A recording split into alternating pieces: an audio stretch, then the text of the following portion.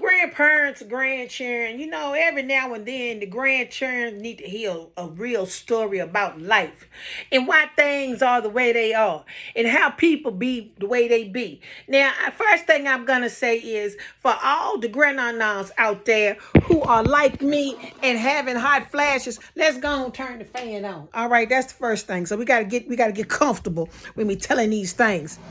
The second thing is for all the grandparents and grandchildren that need to get them something to drink, go ahead and get you a cup of soda or a cup of juice or whatever. And we're going to take this thing and we're going to break it down. Now, see, let's just get this thing real. Being a grandparent is a responsibility that can't nobody do but you. Now, whether you come new age and you want to be all cool and, be their buddy and be their friend, or you want to keep it old school real, keep it mafia style, it don't matter to me. What you going to have to understand is this. No matter which way you step to them, they still your grandchildren. Now, I say that because, there's a couple peoples out there who are grandparents or grandchildren, and they trying to be 16 again when your old hot pot is 59. I don't know who you are. Ain't my place to say. This Gran-NaNa 56, she rocking like it's 56. Now, I'm getting ready to hit 57. When I get to 57, I'm going to be the same thing, the Gran-NaNa. You know why? Because I've kept it real during the whole time.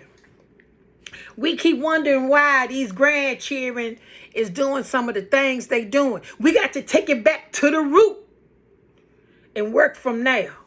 See, if the foundation, if the root ain't right, then everything that comes from it ain't going to be right. So we got to take it back to the root. We got to take it back to the foundation.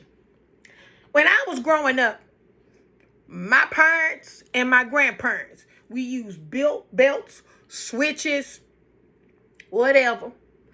Won't nobody getting abused. We was being properly trained to understand that in everything in life, we got some rules.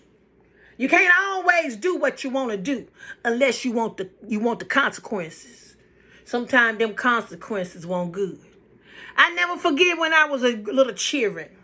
I was in my teens trying to be one of the crowd, trying to act like one of the crowd. And one Sunday, my mama was at work and my daddy was sleeping. I decided to steal the car. Yes, I said I stole the car.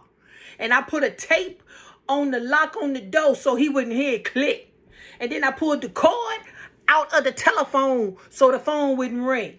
And I snuck off to went to see this boy I thought I liked. But anywho, on the way back home, I accidentally hit the gas instead of the brake, and I total lost the car. But I couldn't call my daddy because you know what I just did? I unplugged the phone. And I put a tape on the lock. So then I had to call my next door neighbor, tell him go get my daddy, tell my daddy what I done, tell my daddy where I'm at. And he did that. Now my daddy, his street name was Big Dog. Woof woof. And my daddy showed up in his wood truck. And he told me to get my you-know-what in the truck. By this time, the state police was there too. And my dad covered for me and said that he was driving the car.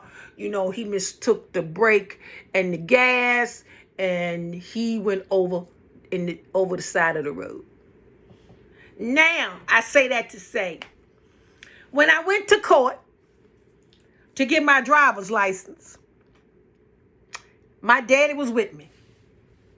And that day, Judge Jano, rest in peace, he gave me my driver's license.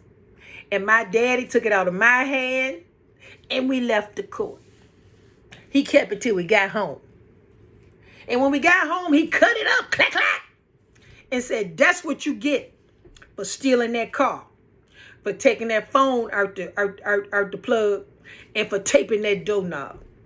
So I couldn't drive again till I became a senior in high school. And then I drove a 1972 Oldsmobile station wagon, which could seat about 9 or 10 people. But let me forward it on. Years later, I got a job working in the court system. And who did I see but Judge Jando? And he said, y'all see that girl right there? Y'all better watch her. Then the peoples was like, what do you mean, Gran-NaNa? They used my real name. They used my government name. You know what I'm saying.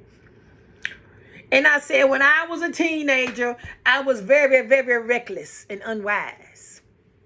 Now, I say that to say, hey, yo, Gran-NaNa made some mistakes too. But as she got older, she learned. So when I had my cheering, and my cheering had cheering, I had to give them wisdom on how sometimes the things you do can come back to get you later on in life. So choose wisely.